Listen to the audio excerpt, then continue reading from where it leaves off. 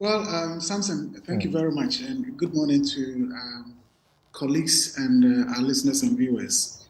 Well, I share the same view that in terms of the outcome of the ongoing primaries, it's almost a done deal that Dr. Baumia would emerge the winner. What I'm not too certain about is the projections that his supporters are making in terms of they being disappointed if he ends up not getting up to 75 or 80%.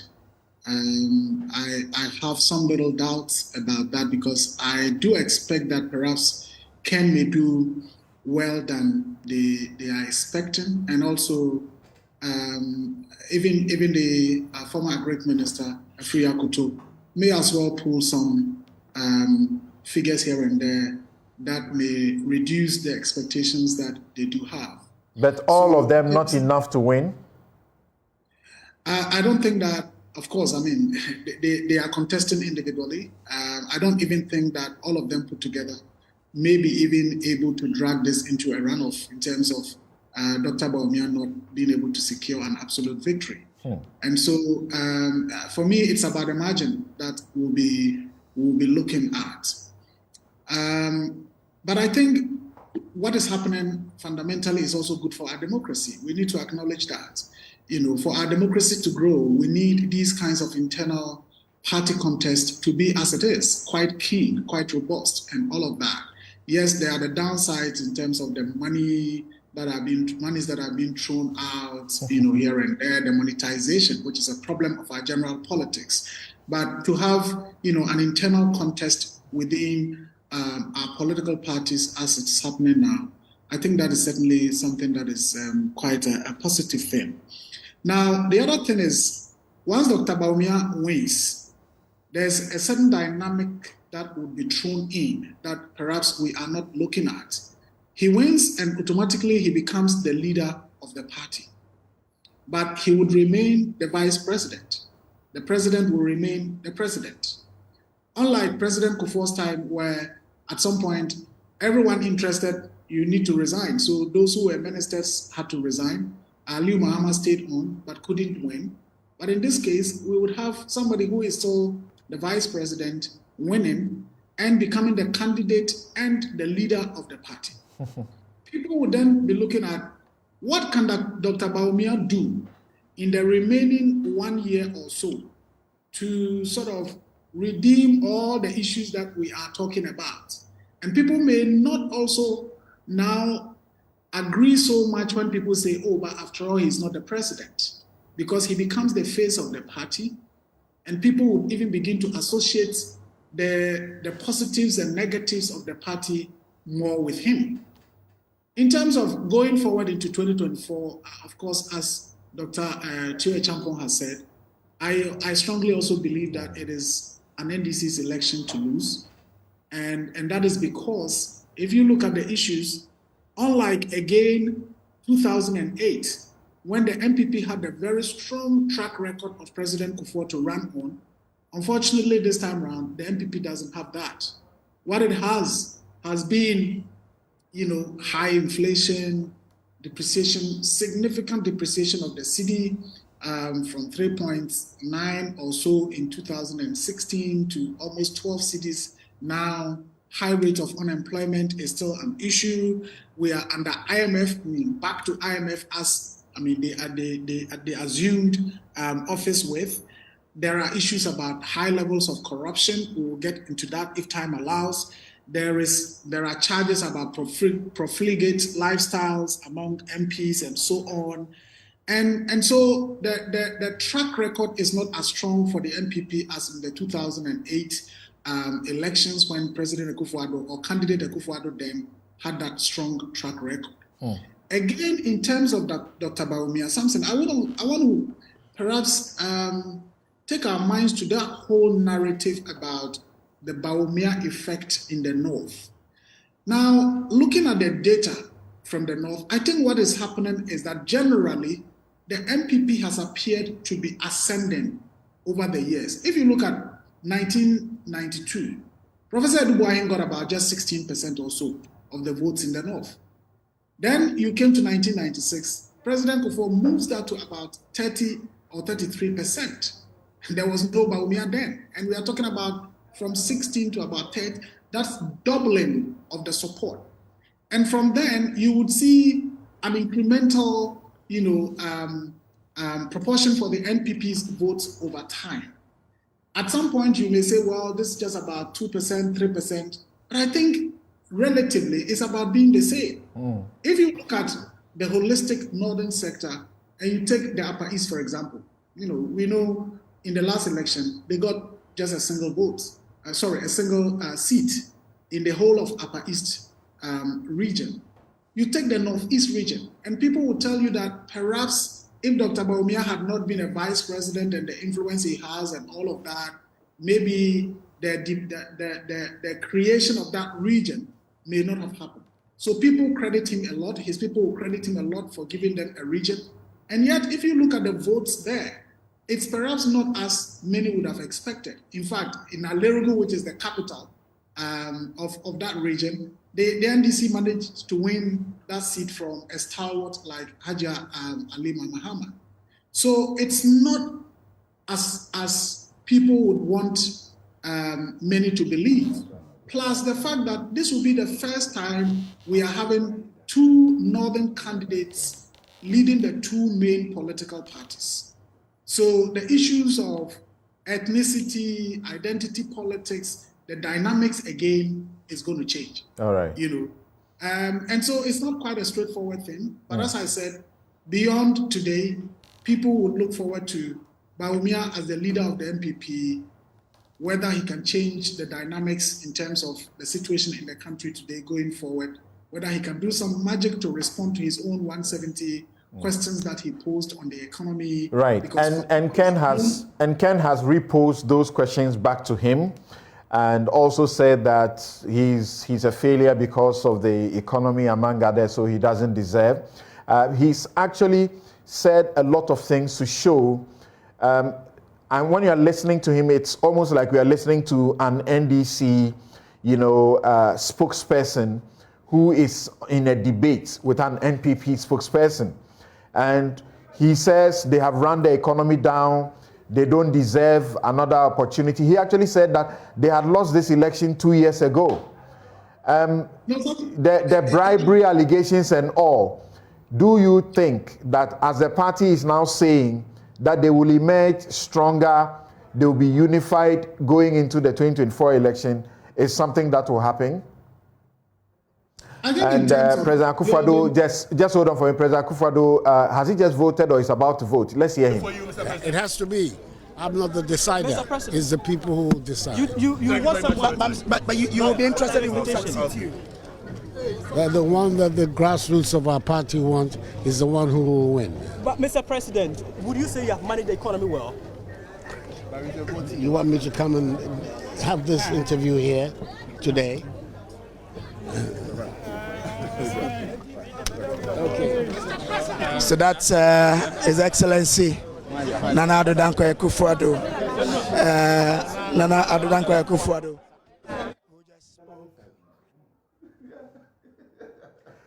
All right, so the president has finished casting his vote and he's leaving. And I'll tell you why my guests in the studio are laughing, and even on Zoom are also laughing, because the question was posed to Bawumia earlier about the economy, and he said he'll speak about it later. Then the question has been posed to the president again. Simple. Will you say you have managed the economy well? He could have said yes. He could have said whatever. But he said this is not the time to be answering such a question. Sule, I saw you also laughing. Why? What is it? Yeah, Samson, I think in terms of building consensus post the elections, as politicians, I'm sure they will find a way of dealing with that. They'll do it. As I said last week, it's gotten very personal, has it not? You think they'll be able to mend the cracks? It has, but I don't expect that Ken or the others would say, look, I'm breaking away, or I'm running as an independent. I'm sure they would find a way of bringing them together. Ken has already said this morning that whoever wins, if he loses, he will help the person to campaign in the elections. The thing will be whether or not one team will accept the other and his people. No, I think that it would happen, but of course, some significant damage has already been made in terms of the intra-party rhetoric and attacks against each other and all of that. But just hold on. Let's hear if the Minister of Finance will answer that question if he's asked. Expect that it's a family affair, really. So we don't expect anything terrible, and I'm expecting that 2-3 o'clock will be done. Counting will be done by 4, and then we'll all meet at the stadium. For a pretty serious endorsement for who the candidate is. The clarity is to break the 8 for policy continuity, and we hope this will exemplify the type of unity that will bring to the country. But how confident are you that this breaking the 8 will really be achieved, looking at the stand of the economy now that every Ghanaian or most Ghanaians are complaining of severe hardship? Right. I think it is true. The question then is where were we last year, for example? Where were we before COVID and global turbulence? And what have we been able to do since last year? And you can see how inflation has come down by some 16%. The growth is very strong, 3% compared to 1.5% that was expected. Currency has been mostly stable since February, and we intend to continue that. As you know, we went through the IMF reviews and with pretty good marks, where the world is saying that Ghana has paid its dues. Obviously, the domestic debt exchange was a very painful process, but it also showed our resilience and our determination to sacrifice to get to a better future. We are now also in the middle of a growth agenda that would run in complement to the IMF program. And you saw last Friday what we held, a mutual prosperity dialogue, to begin stakeholders to know that we, Ghana, we are resilient, we are a nation of a manifest destiny for greatness, and we'll do it. But in the face of all of this, Ghanaians don't seem to really decide 2024 whether our candidate versus former President Mahama, who will be doing a 4-year term, is the best thing for the nation. And those are critical issues that we have to. And whether people who have been able to build the economy before global incidences occurred and they are in the process of also turning the corner should be at the helm of the thing. But that's up to you and I to make that determination. But the numbers don't favor you, they favor the NDC more. We don't know that. We don't know that.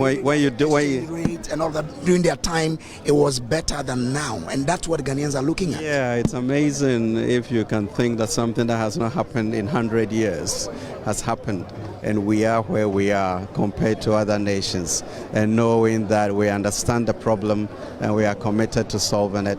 I think Ghanaians will make up their mind at that time, but I'm sure the economy will be stronger. We'll have a growth agenda that is tackling the issue of jobs, and we will prevail. We've done it before, and believe me, we will do it again. Thank you very much. People are asking for some scrapping of taxes. Will it come on in this budget? All right. So this is still Joe News. You're watching your election headquarters. Right. So at least we had the finance minister answering the question on the economy for now. So Sule, conclude your comments about the ability to survive, this after all the damage that has been done. And of course, I can imagine the NDC will be cutting the clips, will be picking all the sound bites, particularly from Canada, Japan, to use for the 2024 campaign. It's already happened, but as a political party, I have no doubt that they'll be able to mobilize and come together. But for me, whether it is Ken or Bawumia or whoever, as I said before, in order to get policy credibility, anyone who is representing the NPP in this election has to find a way of sort of explaining themselves away from the mess under the Akufo-Addo leadership. Because, the Akufo-Addo record is not a record that any candidate can run on and be successful. And so even if it's going to be Dr. Bawumia has to almost sound like, look, it wasn't me, I wasn't the leader, I was just vice president. Vice president, I don't make these decisions, I don't make that. Now it is my turn, and I am my own man now, and I'm going to do A, B, C, D. That's the only way that any candidate from the NPP would appear to be credible. And that is why candidate Japan has started doing already. But of course, Bawumia as vice president, working under the president, cannot begin to say, look, things have gone the way they've gone. The economy is the way it is because, yes, I'm the head of the economic management team, but I don't have my way. Bawumia cannot do that. But once he becomes a candidate, I think he has to find a way, even if not saying it directly, insinuate that, look, if I were the one in charge, perhaps we wouldn't have gone to IMF. If I were the one in charge, corruption would not have been the way it is. If I were the one in charge, the economy would not have been managed the way it has been. Depreciation wouldn't have been what we have experienced. Inflation would have been less because there were this and that and that and that, and I know how to do it. And that's why you think that Ken could have done a better job. No, that is why I think in the eyes of the populace, in the eyes of the masses, people would feel, well, we believe in this rhetoric.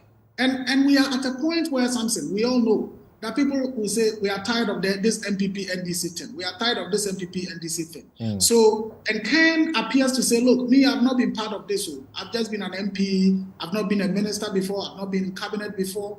I am a businessman. I've created jobs. I've employed people. So how like the Ellen said earlier, Ellen Ama Daku said earlier, how can he also take himself away?